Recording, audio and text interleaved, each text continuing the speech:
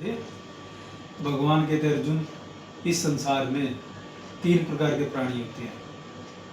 एक होते विचारशील व्यक्ति, जो विचार करते हैं कि भाई कहीं तो कोई सुखी है, कहीं कोई दुखी है।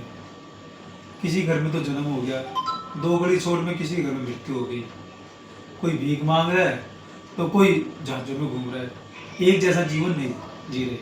विचार करते हैं, विचारशील व्यक्ति बन गया, उसे ऐसे विचार आने लगे तो वे इस संसार से अपना उद्धार करके जाते हैं, क्योंकि उनको इन सवालों के जवाब ग्रंथों में मिलते हैं। दूसरे होते पुण्य आत्माएं, जो इस संसार में भले कर्म करते हैं, जैसे मंदिर बनवाना, धर्मशालाएं बनवानी, पेड़ लगाने, लोगों की सेवा करनी, बड़े बड़े अनुष्ठान करने, यज्ञ करने, वो स्वर्ग तक चले जाते हैं।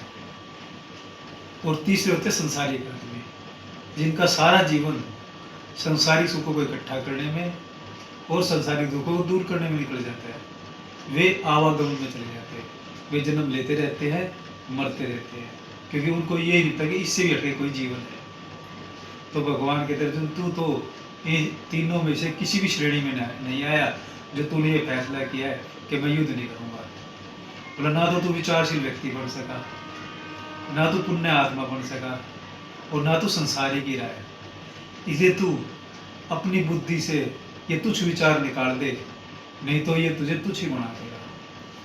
हमें बहुत बड़ी शिक्षा मिलती है, हम संसार में जीवन व्यतीत करें कि यदि हमारी बुद्धि में कोई तुच्छ विचार आ गया और हम उसे निकाल नहीं पाए तो वो हमें फिर तुच्छ ही बना देगा। इसलिए हमें सबसे पहले देखना चाहिए कि हमारे बुद्धि में विचार ऊंचे अच्छे होने चाहिए, कोई भी हीना विचार हमारी बुद्धि में नहीं रहना चाहिए। राधे राधे।